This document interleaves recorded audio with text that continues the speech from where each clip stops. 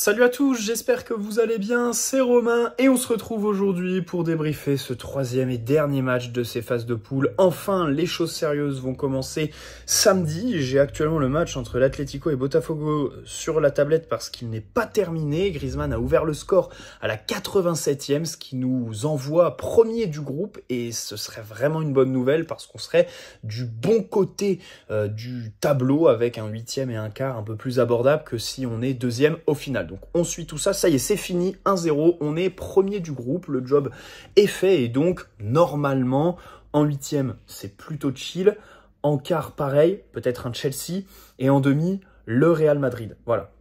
Le parcours est tranquille jusqu'en demi, alors que si on avait été de l'autre côté, risque de tomber sur le Bayern Munich dès les quarts de finale, plus City après, et potentiellement du coup le Real en finale. Ça aurait fait quand même un sacré parcours du Titan, surtout quand on voit l'état physique des joueurs ce soir. Luis Enrique qui n'a pas fait tourner, hein, on pensait avoir quand même quelques petits choix pour mettre au repos certains, et au final, équipe type, à part évidemment Dembélé, déjà Dembélé qui n'est pas dans le groupe. On a eu des échos ce week-end comme quoi il s'était un peu embrouillé avec un membre, enfin embrouillé, je pense que le mot est très fort, avec un membre du staff qui lui disait de pas trop forcer sur les sprints.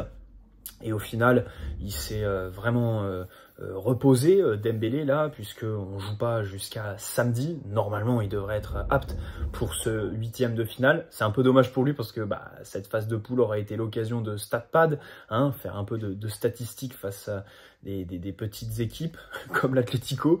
Finalement, le match le plus abouti, le plus réussi de cette poule. Barcola aussi, hein. Barcola aussi qui démarre sur le banc, qui est pas titulaire, qui rentre et qui d'ailleurs fait une bonne entrée, hein, vraiment la passe D elle est vraiment incroyable, de l'appel jusqu'à l'altruisme, mais de toute façon ça surprend personne de voir Barcola faire la passe dans ce genre de situation, pour Hakimi qui double la mise donc en deuxième mi-temps, après l'ouverture du score de Vitiskelia en première, évidemment but accordé à Kvara du dos. Pour une fois, il met un but moche, hein. C'est vrai que d'habitude, à chaque fois qu'il marque, on dit « Waouh, il a mis un but de fou » parce que c'est le cas. Bon, là, pas très académique, plutôt drôle. Et encore un but tiré d'un second ballon sur corner, hein. C'est vrai qu'on est très dangereux là-dessus. Alors le match avait commencé avec un danger de la part de Seattle, justement sur nos corners défensifs, mais au final on gère bien et on se reprend. Revenons juste sur la compo. Je suis allé un peu vite parce qu'il y a quand même un choix fort. Donc Dembélé n'est pas là, Barcola n'est pas là. T'aurais pu songer à faire sortir un Doué ou un Kvara qui ont quand même beaucoup joué cette saison.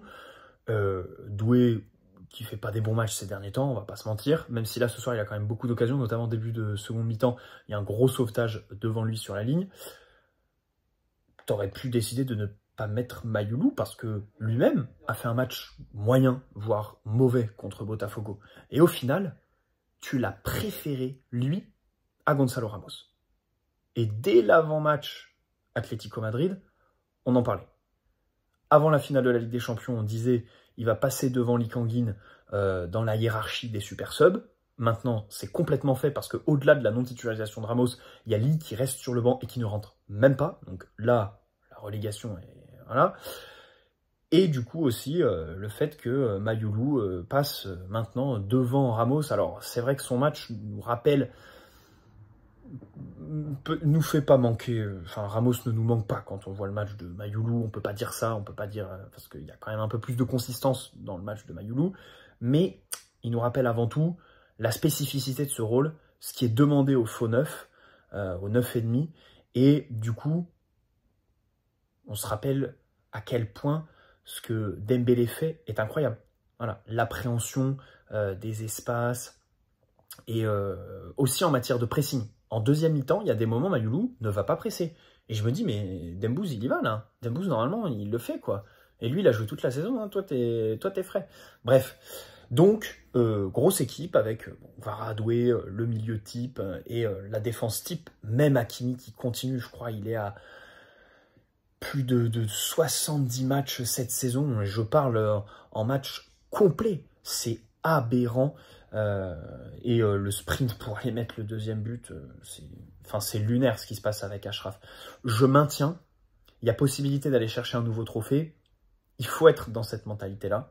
même si bon, Seattle, on les aurait peut-être battus avec un Warren Zaïre-Emery à la place d'Ashraf, je maintiens l'idée de aller chercher cette coupe, et après, les premiers matchs de Ligue 1 contre Le Havre et tout ça, on peut hypothéquer, franchement, voilà, on peut mettre l'équipe bis à ce moment-là, en août et début septembre, quoi. On va pas se mentir. Je préfère ça plutôt que laisser tomber ce truc, même si pour l'instant, c'est difficile de se hyper pour, au profit du début de saison en Ligue 1. Voilà, c'est tout. Donc, match à Seattle, 20 degrés, soleil, un peu de vent, donc des conditions qui ont fait que la deuxième mi-temps, on est moins émoussé aussi. Hein. On se rappelle que à Los Angeles, tellement il faisait chaud, bah, en deuxième, on peinait, on tirait la langue. Là, on a réussi jusqu'au bout à faire tourner, à rester mobile et tout ça. Et donc, on va prendre le chemin, je sais plus si on va à Atlanta ou à Philadelphie. On allait à un des deux en fonction de notre classement et je sais plus lequel était réservé pour le cas où on finissait premier. Mais dans tous les cas, on passe côte Est, voilà. Et alors, sur DAZN, il disait qu'on jouait samedi à 18 h, mais ça, c'est quand on était deuxième. Je crois que c'est 15 h si on finit premier, si je dis pas de bêtises. Et je me demande même si c'est pas dimanche. Mais il faudrait vérifier. On vérifiera tout ça. Et donc, on a hâte, avec potentiellement aussi l'Inter de Lionel Pepsi. Hein. Alors ça, ce serait exceptionnel. Hein. Vraiment, les affronter, je vis pour ça, quoi. Inter, Miami, Chelsea, Real, vous savez que c'est mon parcours vraiment idéal, parfait, qui me hyperait de fou malade. Bref, à part les matchs à 9 h du matin pour les joueurs, au moment du petit déjeuner. Ça, ce serait enfin, une innovation des plus folles, des plus dingues. Bref. Le match ce soir, revenons quand même sur ce qui s'est passé. Le début, on s'est quand même tensé. Je me dis, mais Seattle, ils ont conscience qu'il y a 90 minutes à faire, que le match, c'est pas 20 minutes, parce que le début, la débauche d'énergie est quand même assez incroyable. Et sur les 10 premières, bah, tu les vois, on concède Marquinhos, Pacho, corner, une frappe. La première frappe, c'est eux. Et puis après, globalement, 12e, 15e minute, on commence à revenir dedans, à imprimer le rythme, notre patte, et se créer des occasions. La frappe forte de Désiré Doué, le relais avec Mayoulou, des prises de profondeur, des centres aussi, voilà, un peu de variété, de la maîtrise derrière, à part Donnarumma, avant la 20e minute, où c'est Fabien Ruiz qui lui fait une passe, je crois, et il fait un bon contrôle. Il réussit son contrôle, c'est d'ailleurs ce qui rend la chose incompréhensible, puisque derrière, il se loupe complètement, et il prend trop de temps, et au final, ça donne une occasion à Seattle. Bon, ok. Mi-temps 1-0 sur ce but donc de Vitinha, corner de Nuno. C'est vrai que sur les corners de Nuno, vous savez, il les tire assez haut. Alors des fois, du coup, ils retombent pas et ils sont un peu trop loin, mais là, c'était vraiment point de péno, et ça crée vraiment du danger. 2 ou 3 fois, je me suis dit, tiens, sur corner, on réussit à prendre des frappes. Bah, Vitinha, il y en a une, il se croit dans un jeu vidéo, là, il fait une espèce de frappe bizarre, entrée de surface. Il y en a une autre où il y a un petit cafouillage, machin, et la troisième, ça passe, c'est Vitinha, touché par Kvaratskhelia, parce que c'était pas cadré, donc c'est accordé à Vitinha. Retour des vestiaires, tu es toujours aussi sérieux, avec une grosse occasion d'emblée pour Désiré Doué. Et puis ce contre sur littéralement une des premières, voire la première attaque placée de Seattle. Et ils se font prendre en compte. Enfin, je sais pas si on se rend compte, l'année dernière, quand on avait les débats, oui, le PSG est une équipe de contrôle, Luis Enrique bride ses attaquants qui sont des contre-attaquants, il faudrait jouer un peu plus bas et miser sur les contres. Rappelez-vous, quand on disait que voilà, ce genre de séquence était sous-exploité par le staff, parce que Luis Enrique donnerait la consigne à ses joueurs de ne pas jouer direct quand on récupère le ballon proche de notre surface. Eh bien, dis donc, qu'est-ce qu'il paraît loin ce temps, parce que on en a bousillé plus d'une, hein, une équipe en les prenant en contre. Et je ne parle pas de scénario en deuxième mi-temps et tout ça. Enfin, voilà, il y a des équipes 10e, 15e minute contre direct. Donc, exceptionnel de variété, parce que le contre part de Doué, qui lance très bien Barcola. Les deux ont une bonne relation. Et c'est vrai que Doué, Deschamps, comme Luis Enrique, le voit comme un ailier droit. Je pense que sur ce genre de compète, tu vois, on pourrait essayer autre chose, essayer de l'avoir de manière un peu plus axiale, parce que je trouve qu'il y a quand même aussi des qualités dans ces zones-là. Le rapprocher de Barcola, je trouve que ce serait très judicieux. Les deux semblent avoir une bonne relation. C'est vrai que entre les attaquants, bon, les relations parfois sont un peu fluctuantes. Entre les attaquants et les latéraux aussi. Mais Barcola, Doué, je pense que ça, enfin, du peu qu'on voit, ils sont très très complices, quoi. Et donc ils le lancent très bien dans la profondeur. Et puis Barcola surface, plein d'altruisme. Donc on le sait très bien, hein, que son altruisme, c'est une de ses plus grandes forces. Surtout de manière comparée avec quand il choisit la frappe, puisqu'à la finition il y a du travail.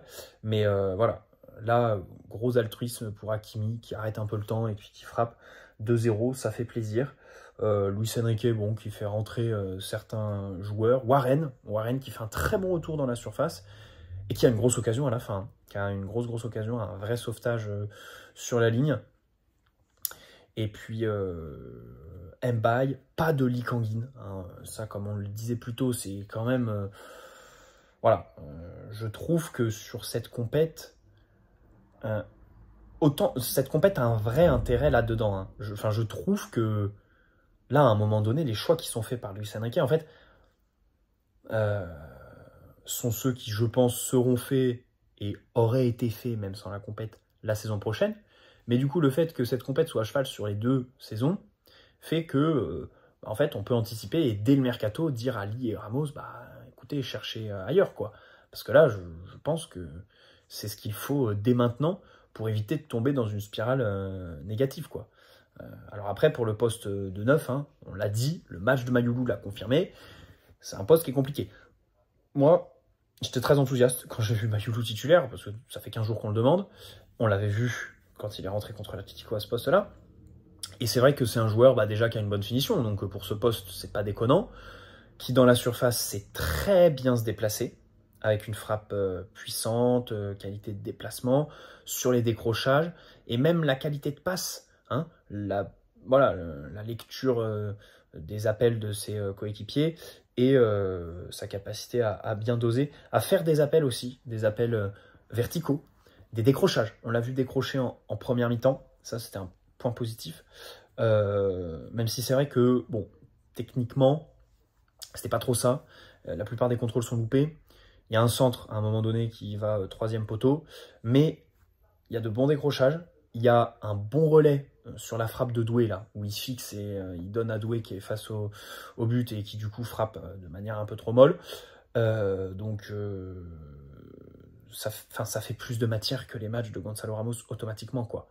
Après, voilà, faut bosser. Par moment, il ne savait pas trop où se placer, comment interpréter ce rôle.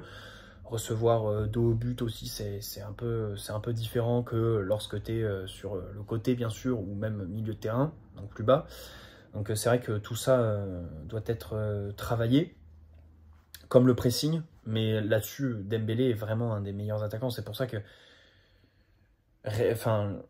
résumer les actions de pressing des attaquants à juste un investissement physique, en gros, faut qu'ils courent. C'est tellement minimaliste en fait, parce que ça nécessite une compréhension de l'espace, des positionnements tellement sophistiqués pour évidemment orienter le corps de façon à gêner une ligne de passe vers un autre adversaire, voilà, jaillir assez rapidement. Et en fonction de le porteur est droitier ou gaucher, je vais l'attaquer dans un sens ou dans l'autre. Non, Dembélé maîtrise tout ça en fait. Et tout ça, pour son remplaçant, c'est sûr qu'il faut s'en imprégner. Voilà. Bon, on a parlé de Mayulu longuement. Après, normalement, pour le 8e, Dembélé devrait revenir. Et Barcola peut-être était encore juste aujourd'hui. Ça montre quand même l'étendue des dégâts de Didier Deschamps avec son match contre l'Espagne, là, à faire jouer Barcola et Dembouz 4 jours après une finale de LDC. Parce que même Barcola, je pense, n'était pas à 100% ce soir. Donc, après, s'il l'est pour le 8e, enfin moi je pars sur une attaque Doué, Barcola et Kvaratskhelia, quoi.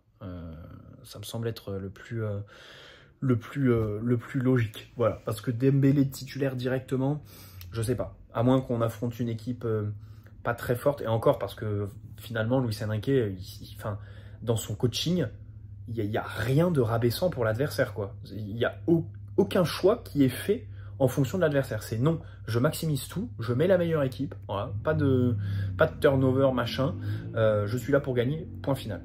Donc on espère que ça ira au bout, même si c'est vrai que bon, par moments ce soir on a vu les joueurs vraiment peiner, techniquement aussi, techniquement au niveau de la concentration. Il y a des passes, des contrôles, c'est un peu dur, et tu te dis que c'est pas que la fatigue physique, bien sûr, c'est aussi la motivation, voilà, l'usure mentale pour un Hakimi par exemple, qui aura joué pendant 11 mois d'affilée. 11 mois d'affilée, sans coupure avec le football, quoi. La trêve de décembre, franchement, on avait fini quoi? Le 21 décembre, et on était de retour, on jouait le 5 janvier, le 5 ou le 3, au Qatar en plus, avec un giga déplacement direct. Bon bref, c'est vrai que c'est assez incroyable. Pour les autres, bon, Donnarumma, il y a eu la petite bévue, mais sinon, pas grand-chose à en dire. Marquinhos des renversements, mais Pacho aussi, Pacho aussi, à un moment donné, il prend une passe plein axe qui va entre les lignes servir Désiré Doué. C'est plutôt intéressant. Il y a un gros sauvetage à un moment donné aussi, qui est vraiment incroyable. Bon, il y a une action en première aussi que j'ai en tête dans les airs où il cafouille un peu et au final il gagne pas son duel. Mais bon, c'est pas grave. Pas eu de bévue parce que il a enchaîné lui. Lui, il a joué les 3 matchs Pacho. Et c'est vrai qu'on avait des signaux de fatigue ces derniers temps. Encore titulaire ce soir. Alors que ça aurait pu être l'occasion de faire jouer Beraldo aux côtés de son compatriote Marquinhos, ils se connaissent bien les deux, et à son poste de prédilection, axial gauche. T'as quand même Kimpembe, tu sais pas ce qu'il fait là. Kimpembe, tu ne sais pas à quoi il sert. Kimpembe, je ne vois pas autre chose qu'un départ cet été. Mais vraiment. Et puis bon, Lucas Hernandez, on n'en parle même pas. Nuno sur le côté qui était plus offensif. C'est vrai que Nuno, on l'a vu prendre son couloir, la profondeur, proposer, faire des différences.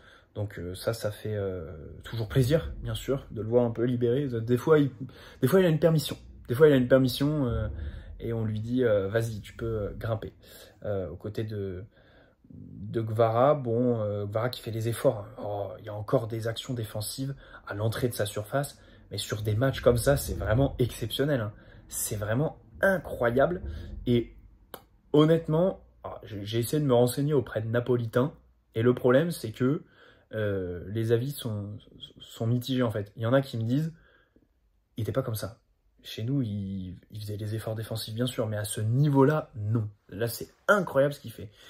Et d'autres qui me disent, si, toujours défendu comme ça. J'aurais plutôt sur la première option quand même, parce que voir un ailier défendre autant, c'est quand même assez aberrant. Désiré Doué, là, ces derniers temps, on ne sait pas trop ce qu'il fait. Bon, c'est vrai que là, il a pris le mauvais côté du daron Neymar. Parce que là, on a l'impression d'avoir le Neymar alcoolique quoi, sur le terrain, qui joue un peu trop pour lui, qui est un peu déconnecté de ses partenaires, qui fait des gestes anachroniques, qui sont pas du tout en phase avec la séquence, ce que le match demande. Après, il prend des frappes aujourd'hui. C'est vrai qu'il prend des frappes. À un moment donné, il fait un bon retour aussi. Il coupe un contre. C'est un contre qui coupe. Il fait un bon retour défensif. Mais sinon... c'est vrai que c'est des matchs un peu frustrants ces derniers temps. Et c'est vrai que sur les côtés, tu vois, Dembous va revenir. Je pense qu'il sera neuf. Mais j'aimerais bien aussi le revoir sur un côté pour voir un peu là, de débordement, de prise de risque, de vitesse. Parce que c'est vrai que du coup, Achraf de l'autre côté, alors il fait une superbe action sur son but. Mais voilà, pour le reste du match, tu sens que le garçon, bon... il est quand même très très fatigué et en manque de lucidité dès qu'il reçoit le ballon, quoi. Au milieu, Vitinha, encore une fois, fait bien tourner. Vitinha, voilà, du jeu mi-long la plupart du temps. Je porte le ballon, je fixe l'adversaire. Il y avait plus d'espace parce que Seattle, il pressait. Une équipe valeureuse, hein. Ils perdent que 2-0. Et en plus, même à 2-0, ils ont continué à jouer leur jeu. Hein. Ils n'étaient pas trop décontenancés. Et en fait, la fin de match, ben, on connaissait l'issue, quoi. Ils étaient éliminés et nous, on passait. Et au final, ça a été une fin de match plutôt normale, quoi. Ça s'est pas trop éteint. Alors, ils ont continué à jouer, ils se sont pas résignés. Voilà. Donc, bien joué à eux, mais autant le foot sud-américain rayonne, autant le foot américain, bon, voilà, on leur a rappelé que leur sport, c'est le baseball. Reste où tu es, ne viens pas dans notre zone. Bref. Donc, prochain match ce week-end. On est lundi, et c'est vrai qu'on va jouer ce week-end avec l'équipe type encore. C'est quand même assez énorme. Et après, par contre, je crois qu'il y aura une semaine complète. Hein, parce que là, on joue soit samedi, soit dimanche, et après, on rejoue, mais c'est le week-end d'après. Donc, ça, c'est plutôt cool. Le week-end du... Attends, le week-end du 4-5 juillet? Ouais, si, je crois. Et après, ce serait quand la demi? Oh, bon, bref, j'ai pas les dates en tête. Bref, ça faisait longtemps qu'on n'avait pas vu ce maillot, avec un flocage un peu particulier, je trouve, ce soir. Je sais pas, j'ai l'impression qu'il était un peu nouveau par rapport aux autres fois où on le voyait, ce maillot. Un maillot que j'aime bien, un maillot que j'ai bien aimé, c'est l'extérieur, celui-là. Donc voilà, ça fait plaisir. On a hâte de voir bien sûr ceux de la saison prochaine. Voilà. Bref, j'espère que cette vidéo vous aura plu. Petit débrief, mais bon, rien de bien poussé parce que bien sûr, ça reste un match devant lequel on avait envie de pioncer avant tout. Voilà. Bonne soirée à tous. On se retrouve ce week-end. Je ne sais pas si j'aurai le temps de faire un avant-match. Si le match est dimanche, il y aura peut-être un avant-match. Si le match est samedi, il n'y aura pas d'avant-match et peut-être même pas de débrief à chaud. Dans tous les cas, dimanche, vidéo. Samedi, à voir. Voilà les amis. Je vous souhaite d'ici là une bonne semaine. Au cas où il y a une urgence, on boucle une recrue surprise, peut-être que j'allumerai la caméra un soir tard, mais ça m'étonnerait. Ciao, prenez soin de vous et on se dit à ce week-end.